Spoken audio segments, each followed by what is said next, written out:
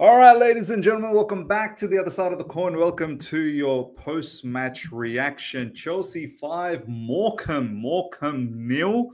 I had to go to bed straight after that game. It was in zombie hours, and part of that game really made it very, very boring, especially the first half. Look, straight up. Big up to João Felix. He was probably the only player out of this B team squad that we have, B team set of armies, set of soldiers that we have. He was probably the only one that's put up his hand up, knocking on the door on that A team. And he does pose a big question whether he should start against Bournemouth or not. Look, I fully understand why he doesn't start in the Premier League, but after that performance of João Felix, what more can he do? What more can he do? A couple of absolute bangers, a couple of nice goals. He was the standout player against Morecambe, and he got away with some really, really good goals as well. So look, let's start from the top, ladies and gentlemen. The lineup was, it is what it is, right? It's a cup game. It's an FA Cup game against Morecambe. No one's expecting all of these big hitters to play in this game. Morecambe, ladies and gentlemen, are 87 positions below Chelsea. They're in League Two and apparently close to being relegated. So any possible team, any lineup would have been satisfactory in this match against Morecambe to get the job done and handsomely get the job done, not just, by a whisker. So look, the lineup was, I didn't mind it. If anything, I would have liked to see Josh Achapong start, but it makes me think maybe he's in line to start against Bournemouth. So, Enzo Maresca thinks very highly of him, which is good. Saw the likes of Desasi starting, gave me a heart palpitation. This guy literally was rumored 24 hours before this game that he's potentially, Juventus are looking for him. Renato Veiga started. That kind of gave me a little bit of heart palpitation as well, that this is another player that we're seeking to get rid of him. But this is probably the right match for him. And we're going to talk about his performance, and we're going to talk about a few performances. Even against Morecambe, Renato Veiga, my days. I want to pose the question to you guys in the comment section. What do you guys think about Renato Veiga? These directors got us Renato Veiga. So many people were talking about, Renato Veiga being so much better than Calafiori. Let me know. So look, overall, Tyreek George was playing. Nkunku, Cole Palmer was in the bench. Nkunku, João Felix were in the team. And most of us were thinking, this is perfect opportunity to put out a statement, put out an absolute masterclass against Morecambe and put your name out there for that Bournemouth game. So look, overall, I don't think anyone was unhappy with the team. The only question, I guess the big question that was looming prior to the match was, where was Madueke? Where is Madueke? Madueke was not even seen in the bench, but then we saw post-match Enzo Maresca saying that Madueke apparently has been ill since yesterday. So let's see how he bounces back. Is he even going to feature against Bournemouth? It'll be interesting. So look, first half, honestly, guys, it was a snooze fest. And this is what I was worried about. Certain players, it's clear that they're not part of the long-term plan. They're really not part of the long-term plan. And the manager has provided the evidence in the first half of the season with lack of, using of these players. The manager has shown that these players are not part of the long-term future. And the players, it kind of looks like they're probably thinking about it in their head as well. And then compound that with the fact that the January window is open. You could clearly see there were certain players that just weren't up to the mark. They were all sleeping. A lot of them were sleeping. Nkunku, I don't know what this brother was on. He seemed very disinterested the way he missed the penalty. Finally got his goal in the second half, fair enough. Mark Guiu, I have no idea. I don't even think I saw him much in the first half. And there were other players. Renato Veiga, another one. Some outrageous actions from Renato Veiga. There was one action where the ball was up in the air. He wasn't even looking at the ball, and he just rammed into the Morecambe player. So it was a rubbish first half. Absolutely rubbish. In that first half, honestly speaking, we did not create one single clear-cut opportunity. Besides the penalty, which the opposition guy, I don't know what he was thinking. He just raised his hand up to stop the ball inside the box. Clear-cut penalty. Besides that, there were some half chances, but there wasn't any clear-cut opportunity. And that was the sad part, that these B team players, the only way you can warrant a start in the A team, I'm sorry to say, the B team and A team, because that's what it is. Enzo Maresca has divided them. And it's clear to see the team he selects for the Premier League and the teams he selects for all of these other Mickey Mouse matches. It's clear to see who's part of his long-term plan and who he doesn't trust or trust them enough for these Mickey Mouse matches. So first half, very disappointed. It's not as if Morecambe was blowing us out of the water as well. No, nothing like that. They were rubbish. They got no quality. And this is why they're in League Two and about to get relegated from League Two. But it was just very disappointing to see our players not showing urgency and not showing this desire to perform well in order to move into the A team. If anything, they probably showed a performance in the first half that, please, don't consider us. Do not consider us, Enzo Maresca. Don't consider us for the A team at all against Bournemouth.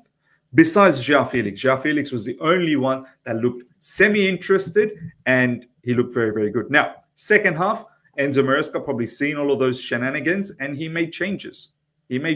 Look, big up to Reece James. He got some minutes, which is good to see. Good to have him back. I cherish every moment from Reece James, to be honest. At the moment, I take minute by minute. I'm not really counting him for anything. Hopefully, he can stay fit. He got some minutes, which is great. Lavia got some minutes, which is great. I want to see Lavia play against Bournemouth. And that's the only thing we can take away from those two players, right? Halftime, we made some changes, and that was what was, clicked us into gear. Cucurella's involvement was a huge contribution.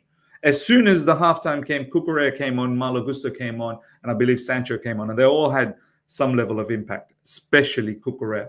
With his introduction, everything clicked into gears, and the second half, ladies and gentlemen, was an absolute blitz. Absolute blitz. Well, the first half, Tosin long-range shot, which was deflected, and then we carried it on in the second half. Tosin again from a long range. Tosin, if anything, ladies and gentlemen, showed me a lot more shooting technique than some of our attackers.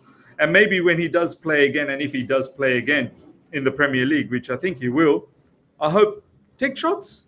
It seems like he's got a good shooting technique. Take shots, because at the moment, it's not like I can rave about your defending. So take shots. So, yeah, second half goals from Tosin, another goal from Tosin. Nkunku scored as well. Finally, he got his goal. There was no balloon celebration because this man, he can't be asked anymore. There's no way he's going to do a balloon celebration against Morecambe.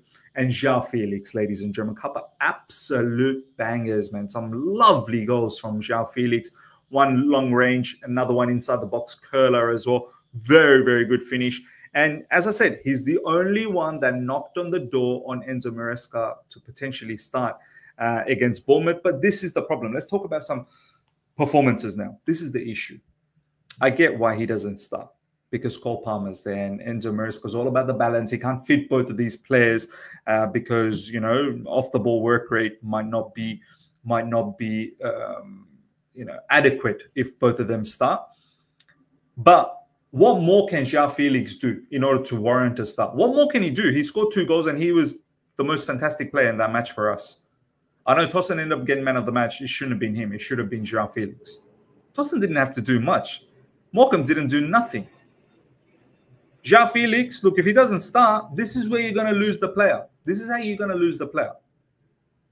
This is how you lose the player. And he looked like he cared. Like Nkunku, you can tell that this brother is thinking about the transfer window. He's thinking about leaving, and he wants to move on. But João Felix looked like he really cared. So it's up to Enzo Maresca now what he can do against Bournemouth. If he doesn't start, and then at the end, if he doesn't even get introduced as a substitute, players like João Felix ain't going to appreciate this for too long. But then again, I don't blame Enzo Maresca completely. He never wanted João Felix. He wanted a striker. It's on the directors to provide this, unbalanced team. So that's about João Felix. Mark Yu, Honestly, I didn't even see anything. I was hoping that we're going to see a little bit. It is a bit of a problem. I wanted to get him, I wanted to see a little bit more of him and give him that opportunity if Nicholas Jackson is not showing up all the time or needs a bit of break. But it is a concern in the second half that relying on Mark Hughes' backup option, he's still young, man. There's so much to learn. If Nkunku does leave, we're going to be short. We really go. And look, Nkunku's not even a striker. We definitely need a striker option in this January window, even as a short-term fix. I just don't think it's going to happen. Tyreek George, look, he showed quite a bit of promise. He's good. He's fast. His dribbling is good. But the final third decision-making needs to crispen up a little bit, needs to be a little bit more polished. But that's fine. He's a youngster, so no problems. Pedro Neto was a disappointment. Pedro Neto, ladies and gentlemen, was a disappointment. He's been a disappointment in recent times. So let's see if he starts against Bournemouth. He needs to start waking up. Look, there were a couple of crosses from Pedro Neto that if we had smarter attackers, strikers, they would have gone in there and would have picked up those crosses, but we don't. João Felix, as I said, stand out for me. Nkunku, I don't think he wants to be here anymore. Desasi playing as LCB in a back three, on the ball back three. Was okay. I mean, Desasi bullying is a flat track bully. When it comes to important matches, that's when you probably won't see Desasi. Jurgensen, overall was astute.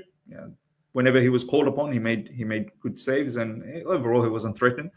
Tosin, obviously 2 goals. Reece James, good minutes that he found. Coming back from injury. Romeo Lavia, same thing as well. That's pretty much it, to be honest. I don't think anyone else, to be honest. If I've missed them, it's because I didn't see them. It was one of those games, except in the second half, as I said, when the substitutes came on. So look, overall, ladies and gentlemen, move on to the next round of the FA Cup. Is this some sort of a momentum change for us moving into the Bournemouth game? Bournemouth won as well, their FA Cup game. I think they also thrashed someone 5-1, I believe. I don't know. I don't know whether this is a momentum change. All I can say that, yeah, we got the victory moving into the Bournemouth game. And let's see. Hopefully, that's the most important match for me right now. Bournemouth game is the most important match. That's where it's a must. It's a must. Forget about must. It's beyond must. We have to win that game against Bournemouth. So, yeah, ladies and gentlemen, let me know your thoughts.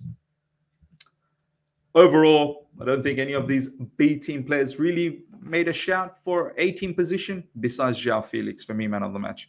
Let me know your thoughts in the comment section, how you saw the match, anything you want to highlight in the comment section. Let me know. Maybe I might go in there and provide a comment off the back of that. So do go out there and comment. Smash up the like button if you're here for the first time. Subscribe. Hit the bell notification to stay in touch with all my content. Until next time, everyone. Take care. See ya. Goodbye.